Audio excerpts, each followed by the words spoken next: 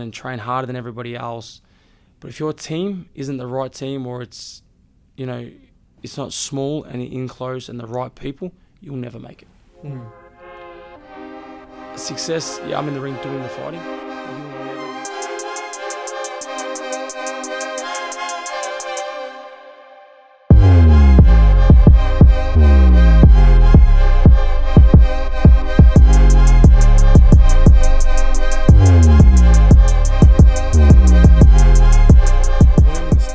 It's a bit creepy, but just creepy. Yeah, it's a bit creepy. Fuck, and I had this one. I didn't even share this with the team because I wanted this on the podcast. I'm not taking off my clothes. Most of the time you're half naked anyways. Look, in 2018, right? 2018, I was at gym at Power Call, Somerton Road. Yeah, okay. And I was on the treadmill, and then you came on the treadmill too. You were like right next to me. I'm like, shit, that's Michael. Right, I'm not gonna fangirl here. I'm just gonna do my thing. Yeah. Anyway, so you're not sprinting, you're not jogging, you're just running at a consistent pace. Yeah. Right? And then, anyways, I'm done my 20 minutes of jogging and walking because I don't have stamina like you. So I went and doing my weights. And then after 40 minutes of doing weights and whatnot, I'm looking at him. He's still running. Yeah. I'm like, what? How? What kind of stamina is that? Yeah. So I really want to understand, because boxers and fighters are usually known for their stamina. Yeah. Right? How did you develop a stamina as crazy as that, where for literally an hour you were running? Yeah. Non-stop. Well, I mean, for me, I'm a lot of fighters don't run that much. Yeah. I just enjoy running, and I hate doing it. It's one of those love-hate relationships. So Yeah. I just train the body, the mind, just to push through it. I get tired after 2 or 3 Ks. I'm wrecked, but I just tell myself, just don't hit the stop button. You just keep running, and the pain eventually you just adapt to it. Yeah. It just gets easy. But I run like that every day. Every day? Every day, yeah. 10 Ks every day. That's impressive. Yeah. Like in the mornings or? It varies. So like tonight I'll do hill sprints. Tonight I'll do 10 Ks worth of hill sprints. And the hill's 700 metres. So I'll sprint up it, jog down. And I'll do that till I hit 8 to 10 Ks. You ever get bored of it? Yeah. You just got to keep doing it, like it's one of those, again, like love-hate relationship. Like training, it's boring, like it's not like, after work you finish, you're just hanging probably to go to the gym to train, where for me, I'm at work every day and it's going to the gym. Like, I was at the gym this morning, woke up, body's broken from yesterday. I did 3 sessions yesterday, woke up this morning, body's broken.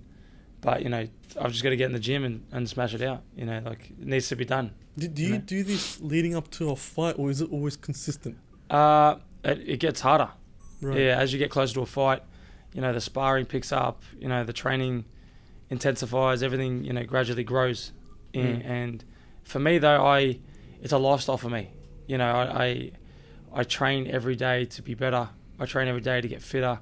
And people say, you can't, or you can improve, and even if I'm learning something different, and a different running style, a different, different pace, a different, hill or a different something, I'm always just trying to get better. Yeah. A lot of people say that, people have said to me at Power Core, they said, I've seen you and I've finished my session, you're still running. Yeah. I'm like, yeah. They're like, how do you do it? I'm like, just don't hit stop. Yeah. Just keep running. like. So how do you gauge that, your own improvement? So you keep on benchmarking against yourself? Is that what it is? Yeah, like I go by how I feel. Like if I do a 10K run and, if I'm real hard on myself. So if I'm feeling pretty shitty and, and I'm doing 10Ks, but yesterday I did 10Ks and I felt better, I just say, I'm going backwards. So I need even if I'm not, I just tell myself, I'm going backwards. I need to change something. I need to do something. I need to get either more sleep, more recovery. I need to drink more. And I'll gauge on something that I'm not doing right, and I'll then try to improve in that. And that's what I mean by improving a little bit. Even if I'm having an extra litre of water a day, like I'm improving. I'm drinking, yesterday I only had 4 litres, today I'm drinking 5 litres. So I'm better today, I'm more hydrated. So there's little things. I'm always in competition. I don't compete with anybody else. Yeah. I'm always just in competition with myself. I just how always... long have you been doing this? 23, how old am I now? 31. 24 years. You're 31? Yeah. So young. 41, yeah, thanks, bro. Yeah. I look older than you. And I'm really? That's why he's a pretty boy. Yeah, well, I didn't want that name, but I got given that name. But yeah, man, like I just, again, like every day it's about not wanting to do it, it's about just having to do it. It just needs to be done. Yeah, I'm sure, you're interviewing and stuff, I'm sure there's other things you'd rather be doing, than sitting here talking to Michael Honestly, I don't Zerafa. mind. I enjoy it. love this. Yeah, but like I enjoy training. I love training too. But like I'm sure like you'd rather be in Greece on the beach Yeah. having a nice drink in 40-degree weather. But yeah. unfortunately, I'm in the gym. You're interviewing me, and like it's life. You just got to get it done. Hey listeners, sorry to hit pause on our amazing chat, but I promise it's for a knockout reason. Our sponsors today, Hijaz Financial Services, Australia's largest Islamic financial services provider in the country, wanted to join the ring today with us. And who better to represent them than me? So Ali, it looks like you're ready to knock out some financial hurdles. Just wanted to know, what is your power punch? Thank you for having me, Ali. In fact, our power punch is actually our faith-based approach to financial services. We're committed to providing financial products that are not only robust and competitive, but also aligned with Islamic principles. And I think that's the most important thing that Hijaz offers, ensuring that our clients can also manage their finances without compromising their values. We've seen some tough competitors in the ring. How does Hijaz take on the challenge of traditional finance? That's actually a great question, Ali. And in terms of endurance, our superannuation investments and home finance products are actually designed for the long haul. We assist our clients in making strategic decisions that help their wealth grow steadily over time. Plus, with our knowledgeable team, offering guidance, our clients can confidently navigate their financial journey. Every champ has a secret weapon. What's Hijaz's secret weapon for their clients to win in their financial journey? Just like in fighting, technique and strategy are absolutely crucial. We focus on providing financial solutions that are ethical, sustainable, and adhere to Islamic teachings. We avoid investing in industry that harms society or the environment, and our clients absolutely appreciate knowing that their money is being put to good use. Just like our champions in the ring, Hijaz is your champion in the financial arena. Check them out today.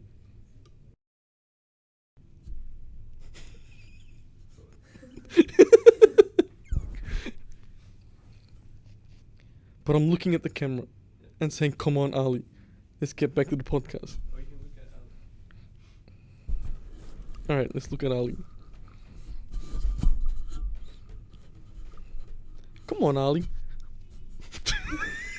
And then after it's done, it's like a reward. It's in the bank. Like, once I finish training on my day, I'm like, it's done. It's in the bank. And when it comes fight time, that's when you spend it. Yeah. You're young, and you started off very, very young. How'd your parents take it? Because for me, like, if I told my parents at the age of whatever it was for you, 7 or 8 or 10 or whatever you decided, my parents would butt the living daylights out of me. Are you crazy? You want to go out there and get someone to belt your head in every single day? Correct. Are you nuts? Yeah. Well, it started at a very young age for me. I used to watch boxing, and I used to look at it and watch it and think there's nothing of it. I think I could do this. Like, all it is two guys punching on that have a bit of dedication, a bit of discipline. I'm like, yeah, I can do that too. And from watching it became an obsession. I walked into a gym, and I was only young, and as soon as I put the first pair of gloves on, I knew, just like the way it was, I was like, this is grass, this is where I want to be, And I remember after my first or second training session, I came home and said, I want to be a world champion. I was probably about 7 years old. I think I was about 7. And I was going to be a world champion one day, and I'm going to sell out stadiums. Wow. And from then I never looked back. And it's weird, like, when I'm on other podcasts or on TV or, anywhere I'm in the media, and I try to explain that I never lost faith. It's the same outlook I have when I was 7 years old to now. I envision it exactly the same. And, you have your days where you're like, oh, man, I'm over this and I just want to throw it all in. But, like, that faith in the back of my head and that vision and that promise I made to my 7-year-old self hasn't changed. And, my parents, they hated it. My mum was like, you're too pretty to be a boxer. Like every mum, she wanted me to be a model or something. My dad was like, what are you gonna do that for? You're too... I was an overweight kid. Like, you looked at me and thought, this kid, can't be a boxer. He's overweight, didn't like training, didn't like running, was very lazy. When it came to food, that was probably the only training I did was eating, so, and then I don't know, I just fell in love with the sport. And I said, I was bullied as a kid, and, I guess everyone goes through that when they're a kid, kids don't understand bullying, but, it was about my weight and the size and things of me, and I wanted to change that. When I got in the gym and started seeing my man boobs, as they put it, disappear, and my 1-pack becoming a 6-pack, and just the physical strength, and the mind changed. And I said, this is it for me. And I knew I could have that one fight and change my friends and family's life. And that motivated me. You know, I grew up with nothing special, and you know, this is what it's about. You know, it's not about me. Anyone can work 10 jobs and make good money. You know, it's about giving back to my family to be, you know, my kids to be, you know, the people that supported me, my friends, and the guys that stuck around. So, you know, as much as I do this for me and to prove myself and that 7-year-old self of me, you know, that I can do this, it's also to give back to those that, you know, stuck by me and believed in me. Yeah.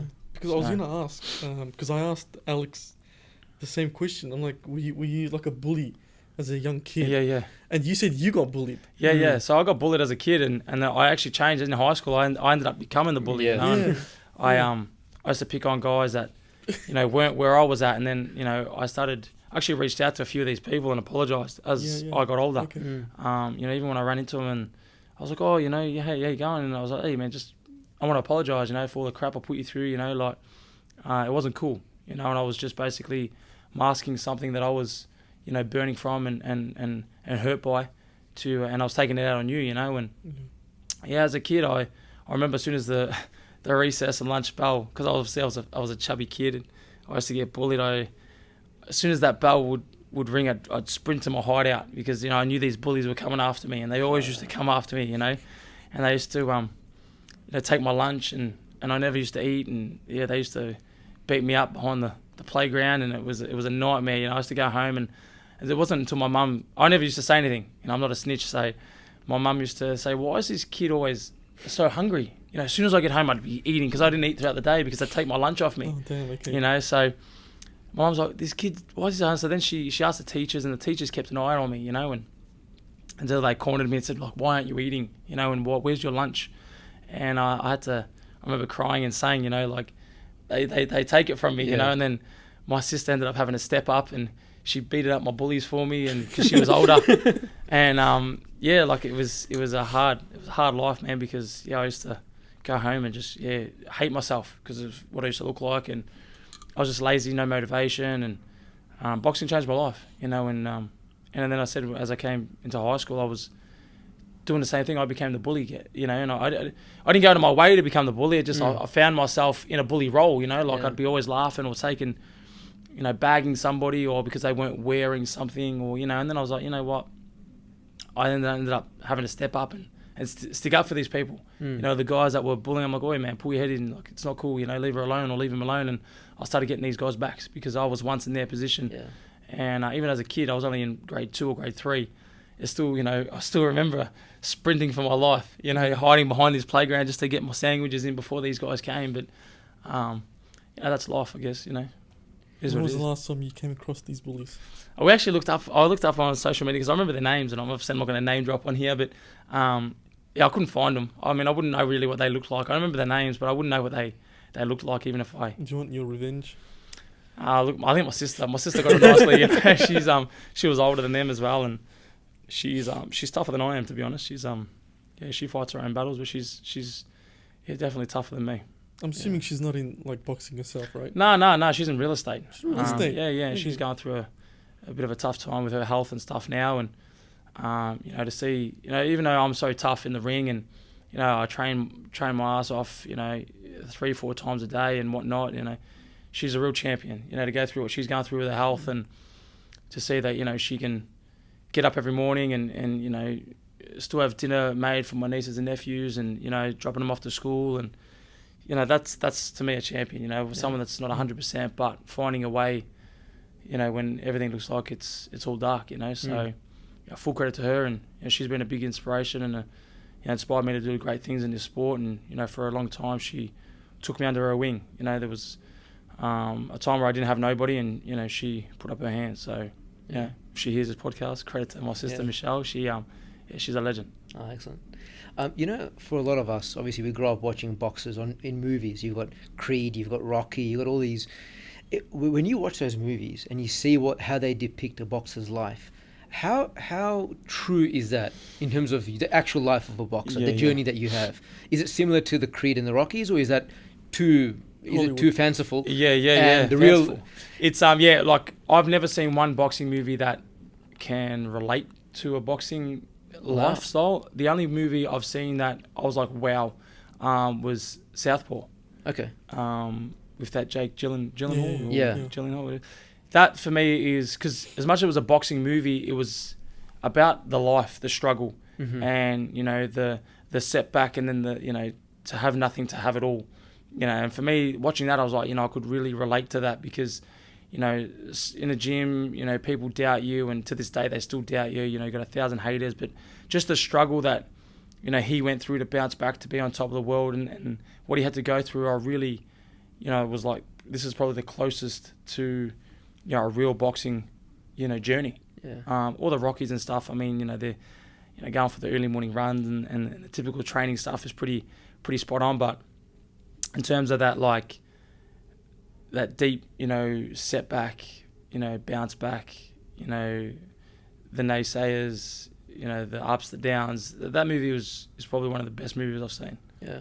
Because I tend to find that it's about the life journey. I think a lot of boxers, a lot of fighters that you speak to, they tend to be motivated a lot by spite. Yep. I think there's a lot of people who did wrong to them, did wrong by them, said a lot of stuff to them, and said, you know what, just to stick it to you, I'm going to go out there and become the biggest in my space, and I'm going to prove a point. Yeah. And I think that translates into what you're saying and what a lot of people say as well in these movies. Was bullying the main factor why you went into? No. Like if I said it was, I'd be lying. No, I just was a chubby kid, and I just got picked, out of the bunch. And for me, it was just, I love the discipline, that dedication, the mindset of a boxer.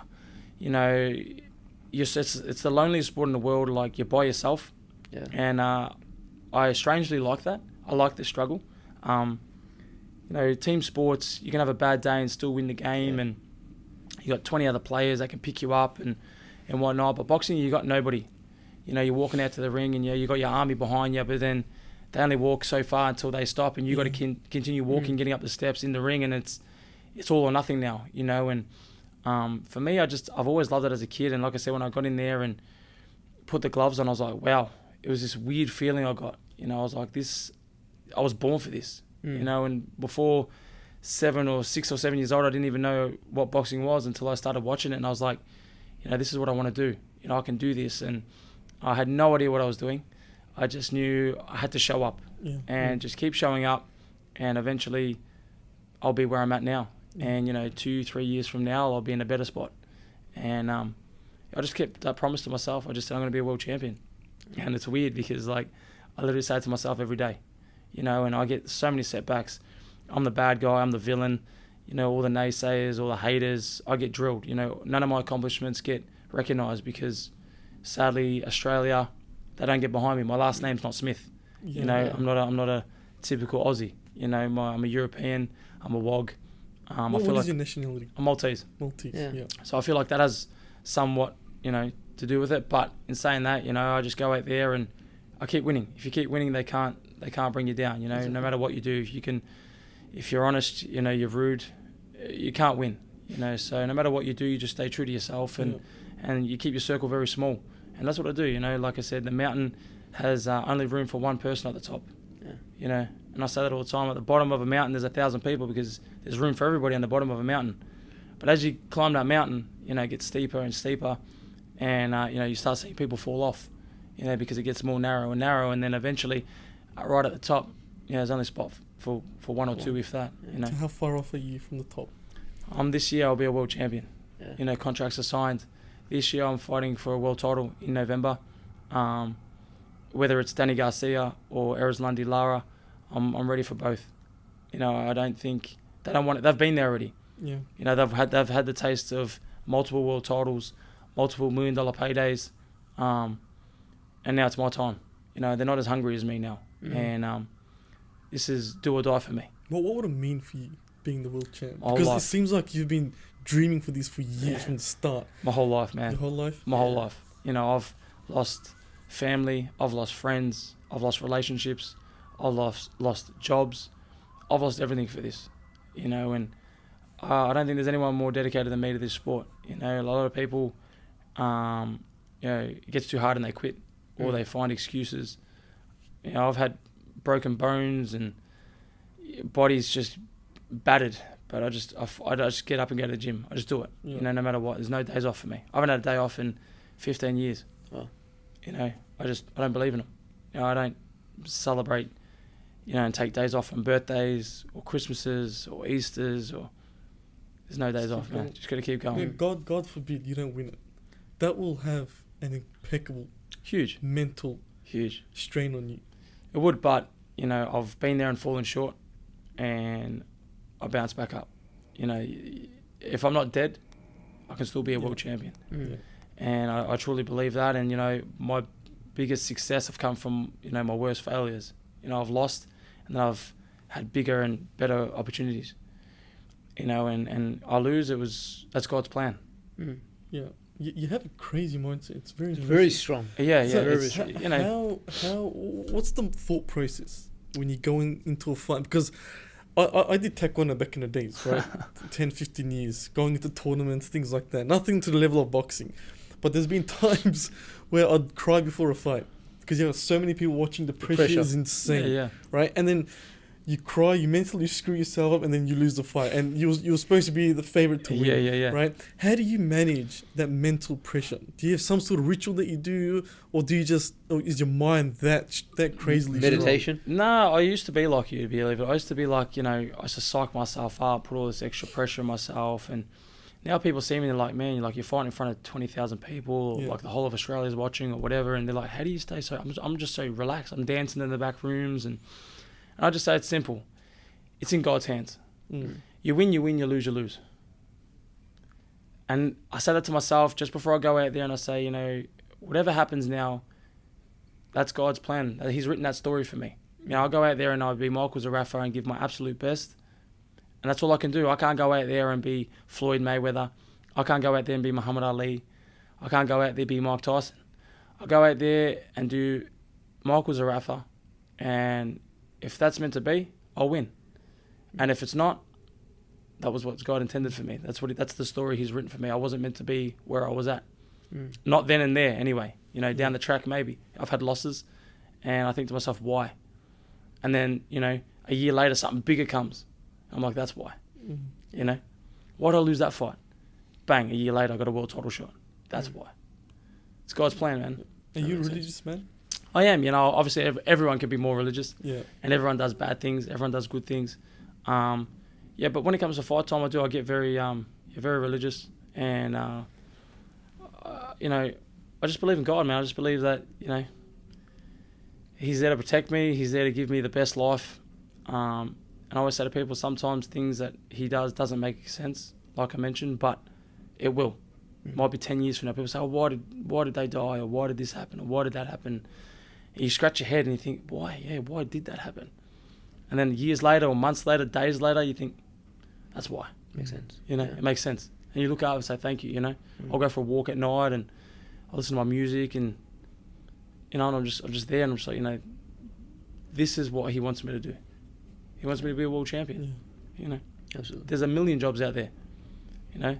I could be hosting podcasts, you know. I believe I could do that, but it wouldn't be the right story that He wrote for me. You know, He wrote for me. So, I don't know, man.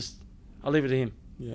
You know, I've got a silly one for you. Something that I've always wondered, whenever I watch a boxing match, inside the ring, between rounds, your trainer comes up to you. Your coach comes up to you.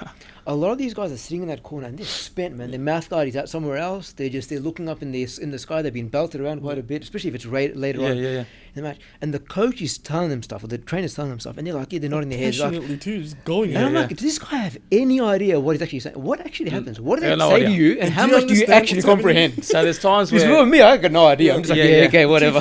Well, I'll be honest, and probably if my trainer's watching this, he'll be like, Jesus. But there's times where I just switch off, and I don't even hear anything. I'm just there, but they're talking, and because it's easy for them to. I mean, it's not easy for them to say. It's hard for them to watch. But you know, they come in the corner and say, Mick, you know, you're doing this wrong or doing that wrong, and I want you to double jab right, throw a left hook, slip this, and do that. And you're like, yeah, rightio, mate. Like, it's easy said than done, you know. Like, so for me, I'll hear it, but sometimes it will just go through one ear and go out the other, and because it's easier said than done, you know, to go out there and land this and land that. Like my mum always says to me, "Oh, just go in there, throw bam, bam, bam, and hit him with a body shot, and we'll go home."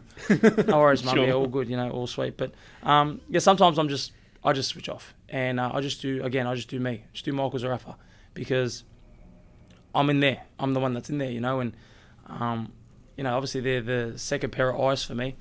But again, it's easier said than done. And I listen, I hear what's going on. If I'm getting hit, Mickey getting tagged with that, or you're doing this, or if I ask a question, obviously I'll hear the reply.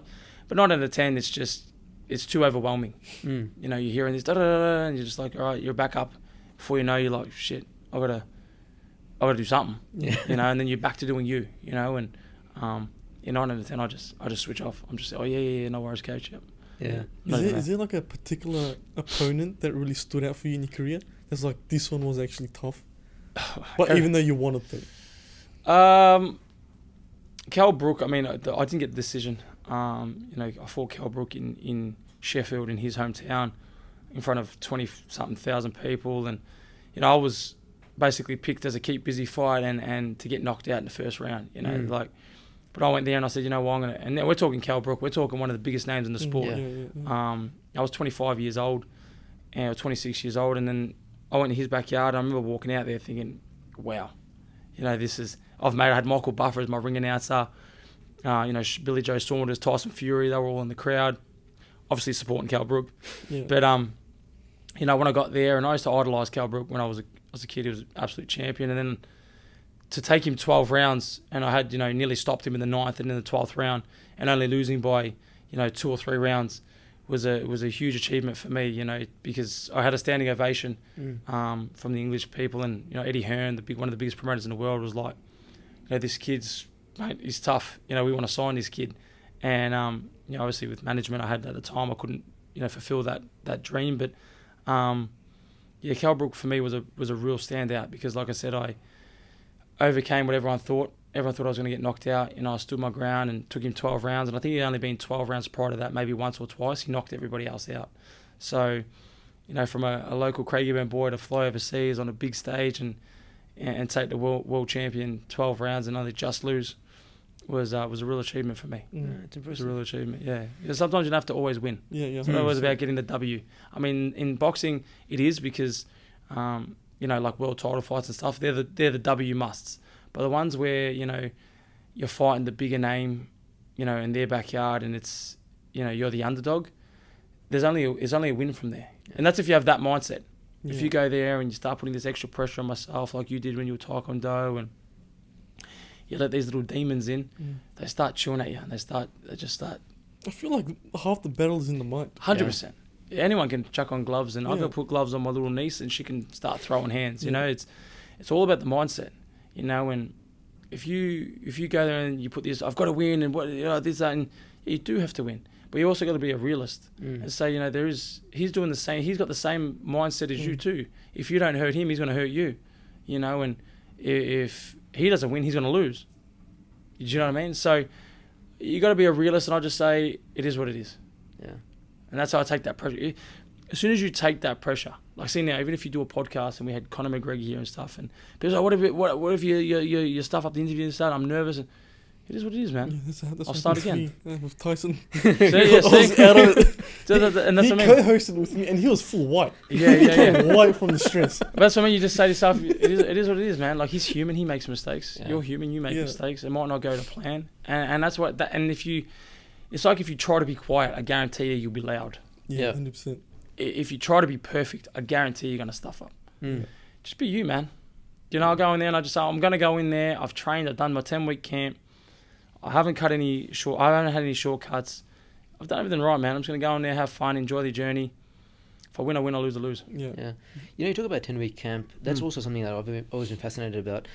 Boxing is a very personal sport, so you have to figure out your opponent for that point in time, what their fighting style is, what their psyche is, where their weaknesses are, and how you're going to exploit those weaknesses. How do you go about sort of unlearning a particular style and learning a new style for a new opponent?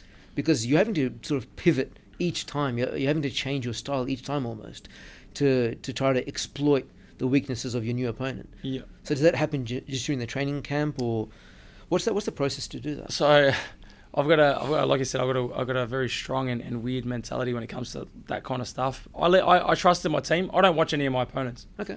I just I don't watch them. My trainers, I trust my team to do their homework on them and study them, and then obviously we're in camp, we implement things and stuff like that. But if I watch, my opponent fight you, and then I watch him fight you, he's going to fight you guys both differently to how he's going to fight me. Because he's learning that. Correct. Yeah. So It's for me, changing. people say, well, how do you, how do you do all this stuff, And I literally just wing it.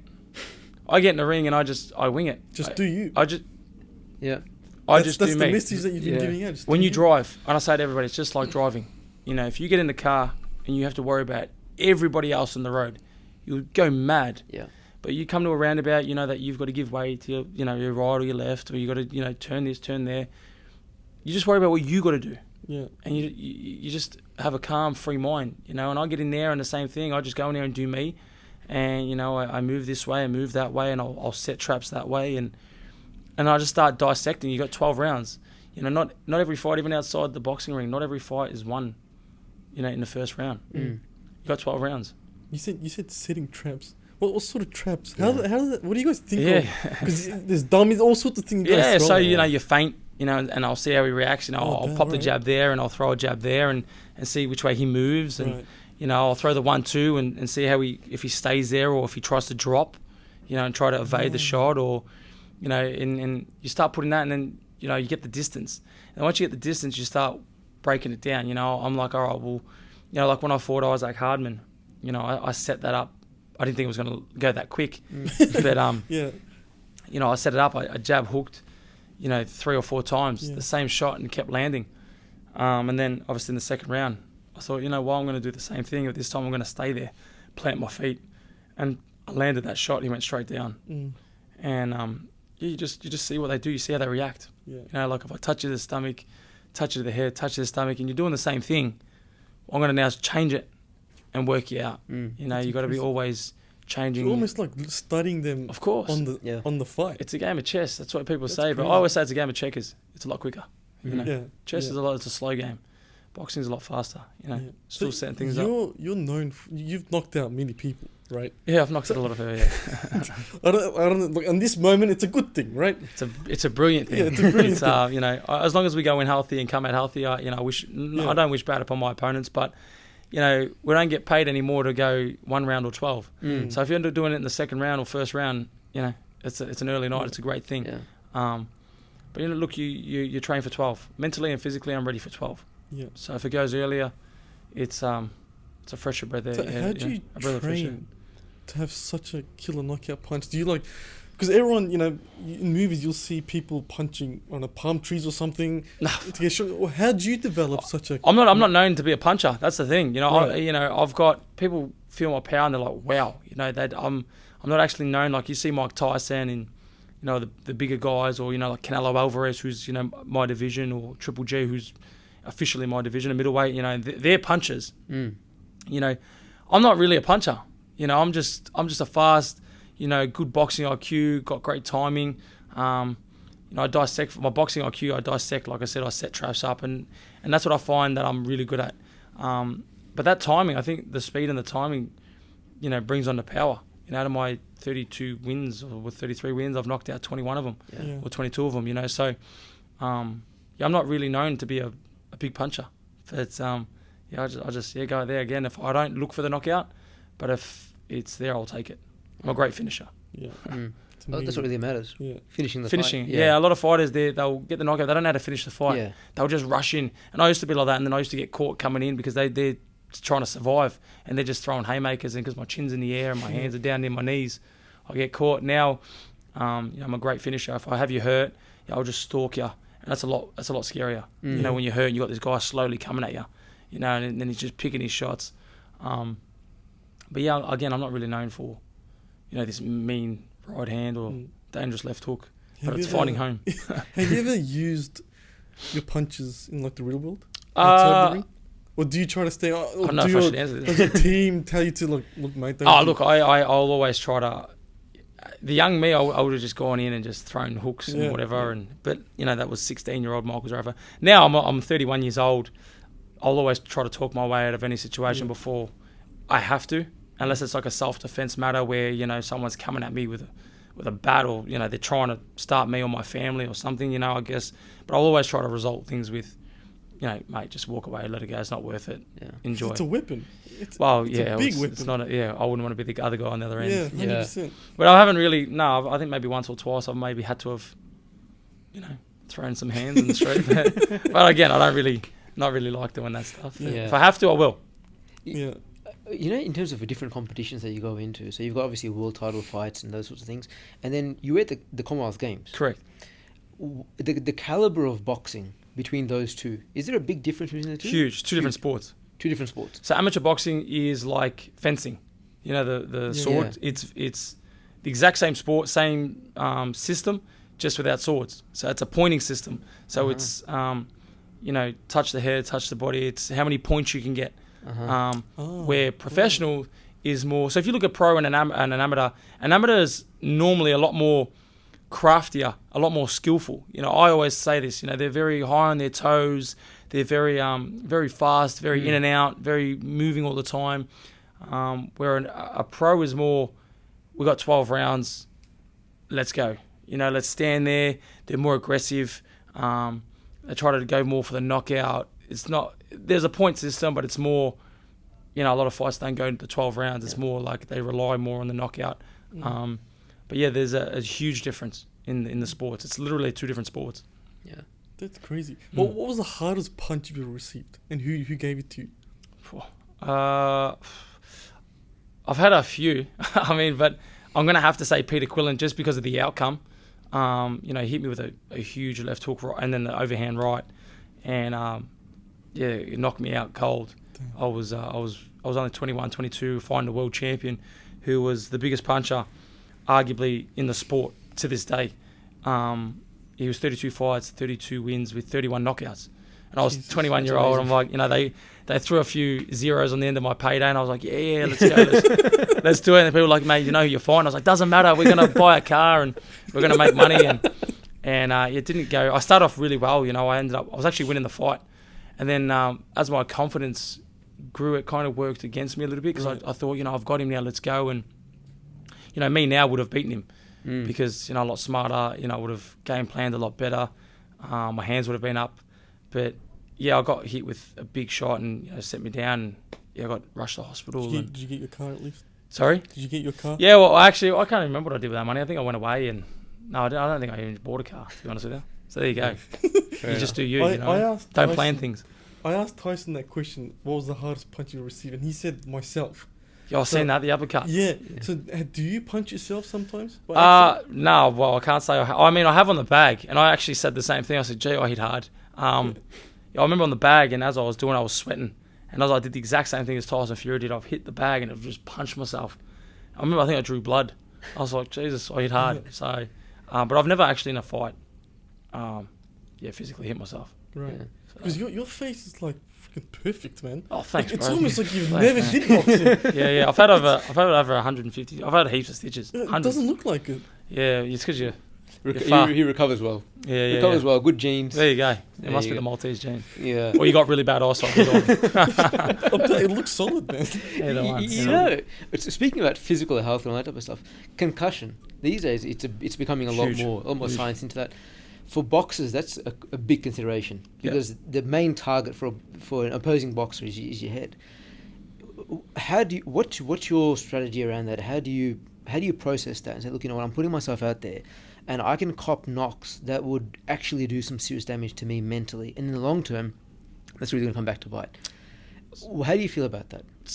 Look, so how I avoid that is I don't think like that. Okay. It is what it is. I just tell myself I've signed up for this. Yeah. You know, I could drive to the shops and walk across the road or something, have a car accident, and everyone says this. I could wake up tomorrow, and there's so many people that are here today that aren't here tomorrow, and they got no idea. You know, they're just living their life. But you know, I'd rather, you know, fail or die at something I love than do something I don't. You know, and go through life with the what if and wondering but I just I don't think about it. I just say if it happens, it happens, and it happens all the time. You know, that Pritchard Colon, you know, the fighter in America, who, you know, had all the talent in the world and he got hit in the back of the head in one of his fights, he's a vegetable. You know, he can only breathe on his own. That's probably the extent of his, you know, recovery. Are you worried about that? Like, Nah. that's gonna happen? Nah. It's occupational hazard. Yeah, Everybody does. it is what it is. Yeah, people say you could die. It's gonna happen eventually. You And know. your parents, do they get scared? Oh, of course. Does your mum and dad come watch your Yeah, well, fights? my mum reckons I've aged her by 20 years. In fact, I think she's just using it as an excuse. I said, you're just getting old, you know. But no, for me, like I said, I don't think about it, you know. Like, you know, it's in the back of my head. I get concussion all the time, and you know, you have hard fights. Like when I fought Jeff Horn, they were two not healthy fights. You know, we literally punched holes in each other for 20 rounds. Yeah. You know, so. But again, I don't think about it. I just, if it happens, it happens. You know, like. I'd love to get your partner's view on that. Are you worried when all the time? Yeah. All the time, but at the same time, I know how good he is at what he does. Yeah. So I go in with that confidence that he's got it under control. Yeah. Okay. I'm a bad man. Do you go to all these fights? Yeah. And like you're like watching his fight, like full dedication, and not getting. I have to sit ringside. Damn. Yeah. As much as I can't do anything about it, it's the fact of sitting there in the hope that I can do something, Right. just being there. Yeah. But every sparring session, I'm there just to make sure it's okay. Do you share feedback, and does he take the feedback on board, or is he just like, nah, you know what you're talking about, buzz off? I've got no idea what I'm talking about. Yeah, man, because like, you know, but like, you know, I hear what she says and all, but like sometimes shit just doesn't go to plan. Mm. Yeah. And that's just the truth, man. That's what I said. Like, you want to be quiet. Like, if I try to get up in the morning early to go over shit, I'll be louder than if I just did it, you know. And if you try to be quiet, you're louder. And if you do, shit just doesn't go to plan, man. You know, and that's just, as soon as you accept that, you know, I'll go in there and I've had days where, like, the night before sparring, I like to do things like I'm fighting. So I'll drink heaps of water, I'll recover, I'll stretch, I'll eat the right foods the night before. And I've rocked up and I'm like, man, you know, I've had 8 hours sleep and I feel shit. Yeah. And that's just, you can't sugarcoat it. Yeah. You just feel broken and you think, what the hell, I've done everything right. Mm. Then there's days I've had no sleep, I've done it all night, I'm binging a Netflix show and I've chucked a handful of Skittles in my mouth. And it's my best session. Yeah. Shit just doesn't go to plan, you know, and you don't plan things. You know, don't try to be something you're not, don't try to do something you can't. Just live your life. Be you, man. Like, people say you only live once, and I say that's rubbish, man. You only die once. You live every day, man. You know, like, so every day do something, test something, have new goals, learn an instrument, you know, do something. Yeah. You know what I mean? Like, you're only here for X amount of years. You know what I mean? All this stuff you wear, like Tyson's Furies, I think pretty sure said it, everything is borrowed. You can't take these shoes with you and these nice socks and these branded jumpers and pretty cool shades. You know what I mean? You can't take all this stuff with you, man. What you're taking is memories. Yeah. You know? Yeah. You can sit here and that's what you can take. You know? I can't take photos when I took with Alex and all these, you know, signed gloves I've had from people or gloves that I've given people. It's all borrowed, man. You know? Like, that's probably, you know, when I go, it's going to go to somebody else. My kids or, you know, my nephews and nieces, and what I'm taking is memories, man. Yeah, this podcast. 100%. You know, it's a memory. 100%. Powerful perspective. It's a good way of looking at it. Yeah, Honestly. it is. It's a beautiful. Yeah, way of man. looking at It's it. I say to people, just be like the wind, man. Mm. Just be cool. Just chill out, man. Like, just don't be weak. Be like the wind. Yeah. You know, just enjoy life. You mentioned about Jeff Horn. So that was obviously a massively publicised fight, and there's a lot of public animosity that was there. How much of that is real, and how much of it is just promoters saying, look, you know what, we need to create a lot of hype around this to make big bucks, we need to get a sellout? So how does that work from fighter to fighter? And do you sort of buy into that a lot and say, look, you know what, I want to hype myself up, hype the fighter up, get the real, and that gets the best out of me. If I'm emotionally charged, it gets the best out of me, or is it just all fabricated? Well, the more hype that you bring to the fight, the more exposure, the more money, the happier you are. You know, so for me, I like a bit of hype towards a fight and stuff like that. But, you know, me and Jeff Horn, like specifically that fight, I had to play the bad guy. Yeah. Because, you know, he's a gentleman. You know, he's such he doesn't have a bad bone in his body. You know, you try to argue with him and he's just like so nice, and I had to that's why I had to start turning on his team, because I had to start turning his trainer.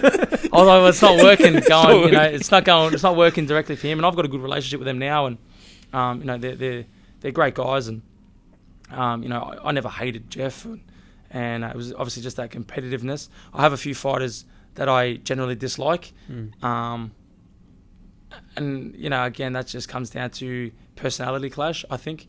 But it's hype, and that's why I get always pinned as the bad guy, as the the villain, and sometimes I sometimes read comments, and I used to read every single one of them. I used to like hurt, I'm like, and then I started saying, you know what, like, I feel sorry for these people, man, because if they can hate, and if they knew better, they'd do better. Yeah. This is coming from parents, so I feel sorry for their kids, because this is coming from people that are raising kids to try to teach them to do right.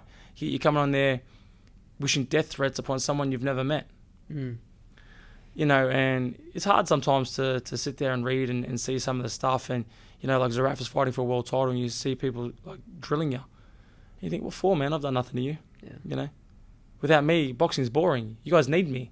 You know what I mean? Like, everyone needs a villain. 100%. And I say, like, when there's a press conference that I'm not involved in, and I say, man, like, you just need to bring me back. I don't need boxing. Boxing needs me, but it's boring without me. And it's like Conor. 100%. And he's not even the best fighter. And he's proven that by the losses that he's had. But he's a great businessman, and he's the face of UFC despite his losses. And any press conference, any drama, it's Zerafa's there, or brings Zerafa back, or TIM TSZYU will talk about his fights, and somehow I'm getting brought up. Just worry about your own fight. You know what I mean? Like, now he's getting done for getting bitten by a dog or something. You know what I mean? Like, What? I just read on the way here. TIM TSZYU may not fight because he's been playing with dogs. You know what I mean? Like, the Sounds like an excuse to the kids are, I don't know, me and him. So he's one of the ones I dislike. I'm more than happy to say that on here, because I don't like the way he goes about his business. Right. He's a fraud. Right. I truly believe that. How about fighters that you like, or fighters that you look up to? Michael Zerafa is pretty good. I look up to him. He's fighters. I have respect for every fighter. Right. Even I can't believe I'm going to say this, but even TIM TSZYU, the respect's there. I respect every fighter. Doesn't mean I need to like them. To get in the sport's hard. It's I don't know if I can swear on this, but it's a kind of a sport. It's the only sport that doesn't love you back and gives you nothing. You put your whole life in it, and very rarely it gives you something in return. But respect, to get in the ring, you've earned mine, because it takes a lot, man. It takes a lot of balls and a lot of discipline, a lot of dedication to get in the ring and fight 12 rounds, let alone one. In front of people, and it's the entertainment business. We're here to entertain people, and then people here are, putting hate on me. I'm here. I'm you're paying to watch me entertain you. You know what I mean? Like, and even though you're hating on me, you're obviously entertained. You know what I mean? So I'm doing my job. You know what I mean? But people don't understand that. Do you think boxing is, at the end of the day, entertainment? 100%. It's a business. Boxing's the same as polo. It's the same as Microsoft, Sony. Whatever this building's place is called. It's a business. It's the word boxing. It's a business. That's why there's such big money, and that's why there's such, big crowds and input. Because last couple of years, boxing has almost become this mega money sport. Yeah, it's huge. Right? It's massive. That's all everyone talks about. If someone's going to a fight, they talk about the pay they're going to get. Is that like a motivational piece for you guys? At the start, it was never for me. And it is and it isn't. Right. I don't fight for the money. If I was fighting for the money, I would have retired on my first fight, because I only made $200. And I was wrapped. I thought I made it. I remember I went in and I got $200. I was like, I'm quitting work. I was shouting all the boys, what do you want to drink? And it was nuts, but I've never been motivated by the money, but no one works for free. And you can't pay bills with trophies and belts. At the end of the day, I want to put a nice roof over my family's head. I want to provide nice food on the table. I want to give them the best clothes, the best education. You can't do that with belts. You can't do that with trophies. So, personally, for me, it's about that world title. Right. For me. For my family and stuff, it's about the money. Got to chase the dollars. Fair enough. Got to chase the dollars. If you get your title, are you going to keep going? 100%. Right. I always said I want to fight for the world title, and I'll defend it for as long as I can, and then that's it. Right. I don't want to be in the sport and, credit to these guys, but like, you know, the Sam Solomons and, you know, the Roy Jones Juniors, and yeah, man, they're still killing it. Well, I mean, some of them are still killing it now. Yeah. But I don't want to be like that, man. Right. You know, I mean, I want to close the chapter and start something new, open up a gym, or, you know, do something else with my life. But, you know, doing podcasts, or be doing commentary, or be on TV, or hosting something, or, you know, do something else in my career. But I want to leave it all in the ring.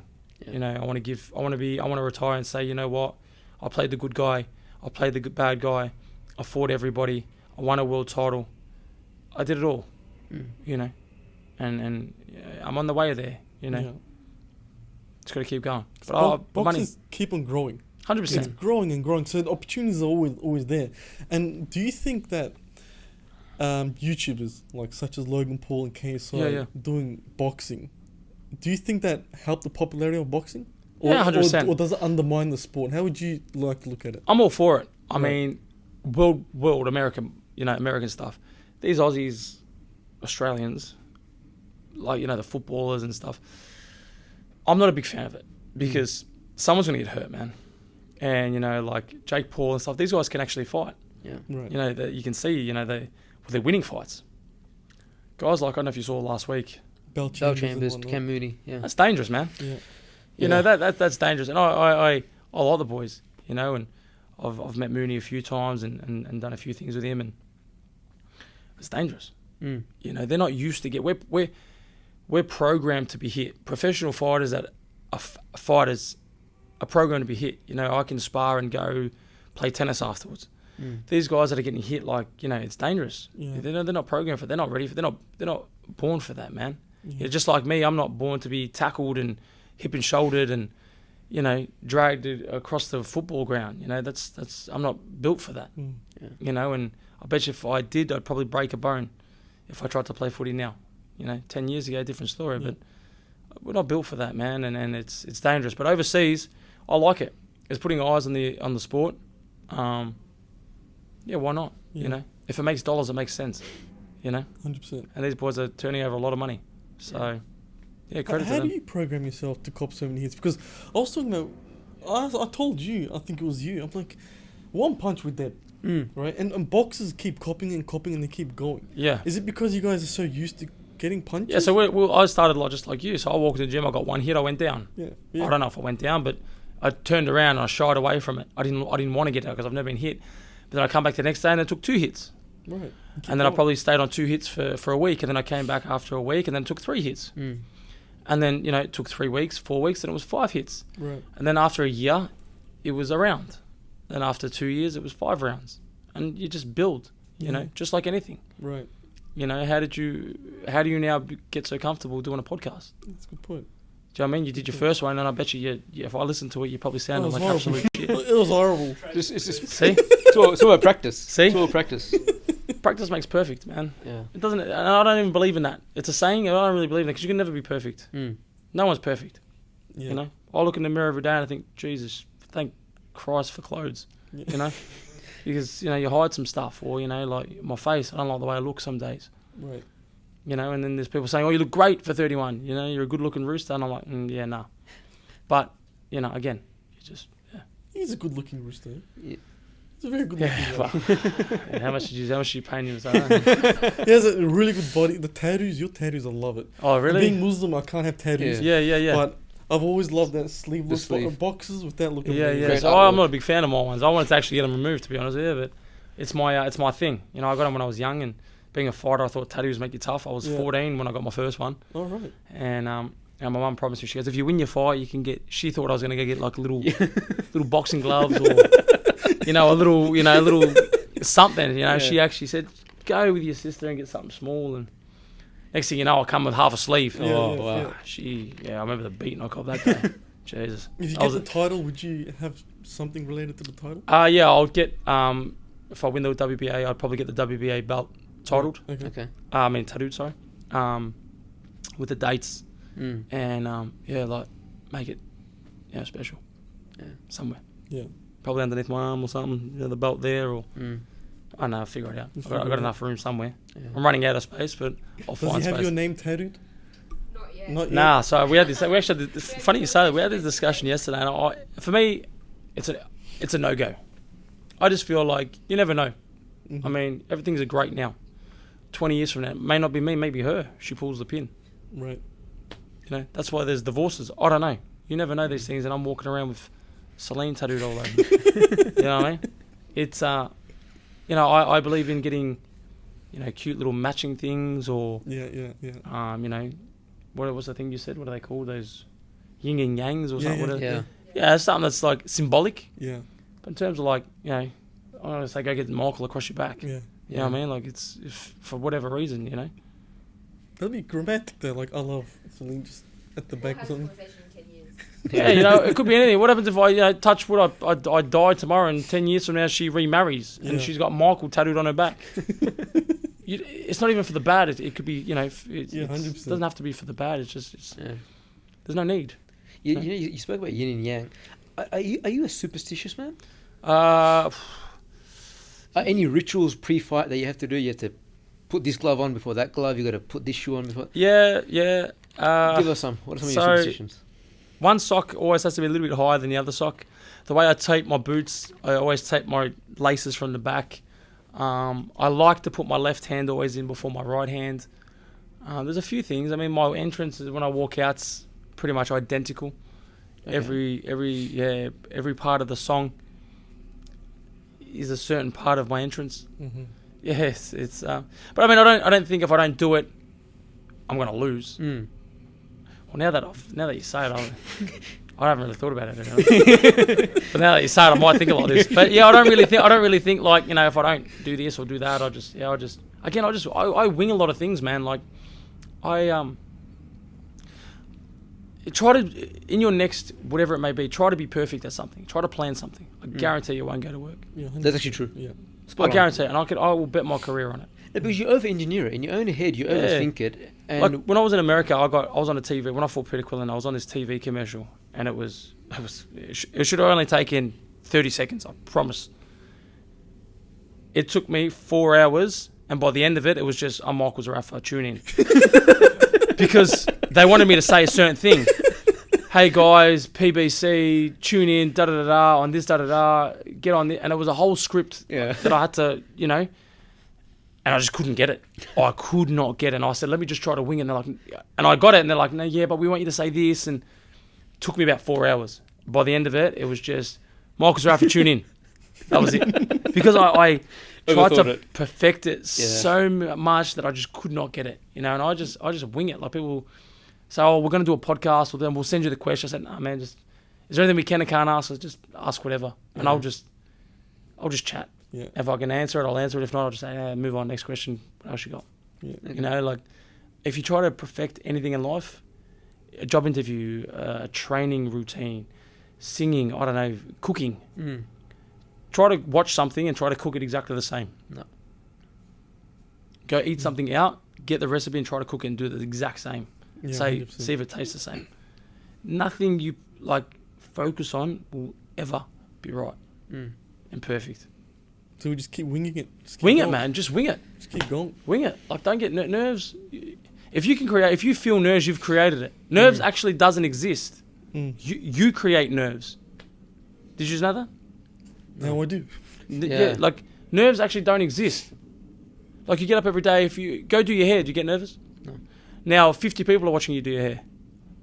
You're going to stuff up and you're going to be nervous. Probably. Something you've been doing for however old, 30 years. How old are you? 25, 34? How old are you? 33. 33. 30. There you go. See? Something you've been doing for 33 years. You don't even think about doing.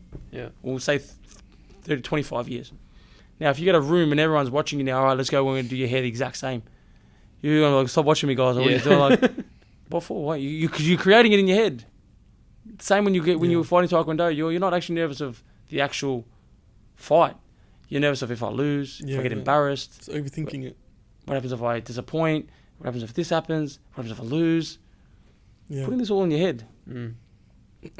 It doesn't actually exist. Same with fear. If you can create it, you can get rid of it. Fear doesn't, you impose that on yourself. It doesn't actually exist. The word fear exists, but what are you scared of? Mm. Mm. Oh, I'm scared of if someone breaks in and shoots me. You've just put that in your head. That's what you're scared of. Do you know what I mean? It doesn't actually exist. Do you know what I mean? You know what you should do after your career? Become like a performance coach. I was literally going to just say that. That's cool. Oh, Yeah, Seriously, man. with that, if you can psych people up like that, I do it all the time. I should awesome. start charging people. yeah, you should. I do it all the time. But for me, I wing it. Yeah. Do you know what I mean? Like it's life. I'm telling you, man. Like see, you've done how many podcasts have you done? I've seen on your thing you've done 1,000. 20. Hypothetical. It's a figure of speech. Figure of speech. There we got Einstein in the room. You know what I mean?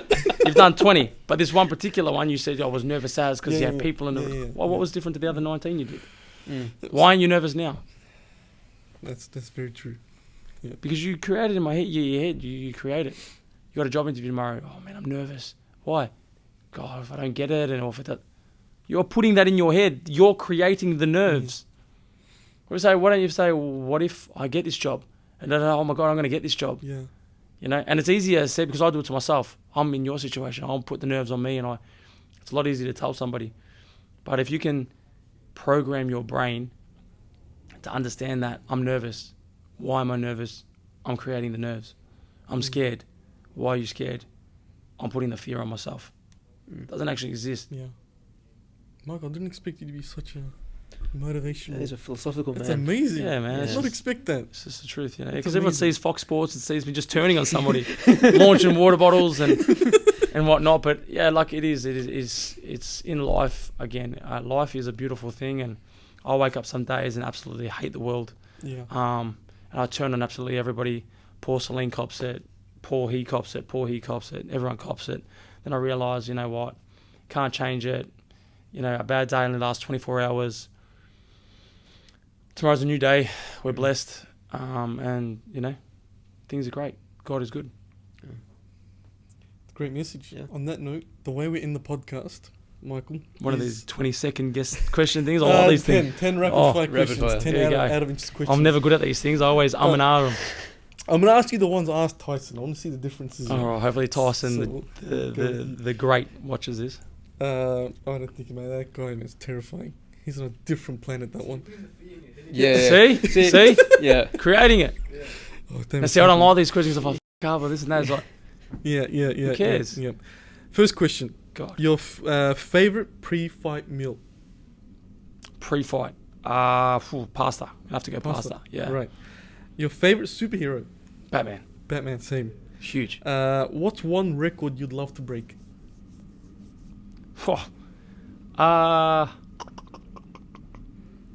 The quickest knockout for a world title. What is that record? I don't know. Whatever it is, I want to break it. All The right, quickest. all right. The quickest Um, knockout for a world title. What's the best advice you've ever received? Keep your circle small. 100% agree Yeah. with that one. If you could fight any fighter from history, who would it be?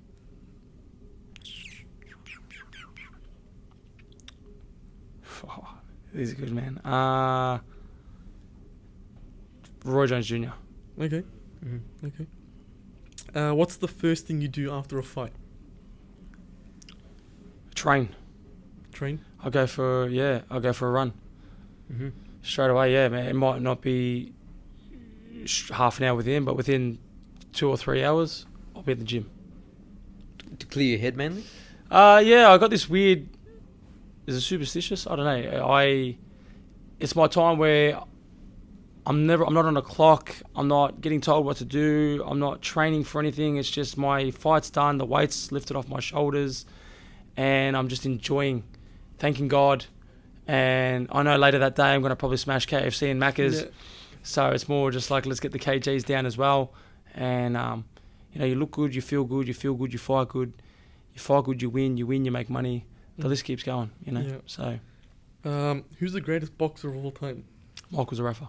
Nah. This is a good one. I'm probably going to say Sugar Ray Leonard. Okay. Yeah, not Sugar Ray Leonard. Muhammad Ali? Probably Sugar Ray Leonard. Okay. Sugar Ray Leonard or Roy Jones Jr. for me. Right. Look, Muhammad Ali is the greatest. You can't get that wrong. But in terms of skillfully and, you know, a technician, Mm-hmm. Sugar Ray Leonard, Roy Jones Jr. Right. Mm-hmm. Okay. If you weren't a fighter, what profession would you choose? As in, does it have to be sport? No, anything. I'll probably be a carpenter still. Carpenter. I'll be probably still trying to build houses. Build Yeah. houses. What advice would you give your 18-year-old self? Keep your circle small. That important, huh? Yeah. Yeah. It is. I can train 23 hours of a day and Right. sleep 1 hour a day. Not healthy, by the way. But where I'm going with it is you can train the house down and train harder than everybody else. But if your team isn't the right team, or it's, you know, it's not small and in close and the right people, you'll never make it. Mm. Success, yeah, I'm in the ring doing the fighting, but you will never get where you want to get without the right people. Yeah. You know, if my manager's out on a date, he's not worrying about Michael Zerafa. If, you know, Celine's in a work meeting, she's not worried about Michael Zerafa. Mm. But I'm in the gym killing myself. Mm. But they're not answering calls. They're not making calls. You know, how am I going to move forward? Yeah. Do you know what I mean? Yeah. Just like you need a team. Yeah. You know, 100%. you need someone that's filming and... I didn't even see you there with the camera. But you know what I mean? Like, you got all these, you know, people. You need a team, you know. 100%. Last question. If you could have one superpower, what would it be? Invisibility. Invisibility? Yeah. That's sus. Yeah. Yeah, sus. It's a bit creepy. But invisibility, it's this... Well, if you're invisible, Yeah. you're the strongest. Yeah, Mm. yeah. You know, I've always said this because I've always wanted it. But yeah, invisibility, like, what beats... You can't be seen. Yeah. It's the strongest. Yeah. You could have fire coming out of your hand. You could have... But how are you going to hit me? How are you going to shoot me? How are you going to... That's a good point. You're the strongest. Invisibility. Imagine if Superman... Is he going invisible? No. No. Imagine if No, he no. imagine if he was invisible. He wouldn't need all the other shit. Yeah. He's invisible. But what would you... What's the first thing you'll do if you could be invisible? I'd go straight to the bank. Take what's mine now. I don't know, to be honest. I don't know what I don't know what I would do with being invisible, but it's the strongest Yeah. in terms of, like, yeah, I don't know, flying maybe. Flying would be pretty cool. Yeah, 100%. Yeah, maybe flying. Maybe I'll take flying it back. and invisible. Well, you said one, but If you could take two, yeah, flying and being invisible, that'd be the best. that'd be You amazing. know what I mean? Unstoppable. Sounds fun. On that note, Michael, it's been a great pleasure having you. on. Likewise, Yeah. I appreciate it, And boys. honestly, we hope that you do get the championship and you fulfill your dream, because if you don't, that's going to be a killer. It's gonna kill me, but again, you know, a setback is only very small. Yeah. You know, and then we do it again. Yeah. Until I'm dead, it's inevitable. I'm gonna win a world title. Right. It will happen. Well, know that you have a fan base here, mate. Yeah. So I we're appreciate it. definitely Thank you very rooting for much. I appreciate it. definitely. Thank Good you for luck, the time, Michael. and Yeah. I appreciate it. Thank you for Right, having me. Perfect. Excellent.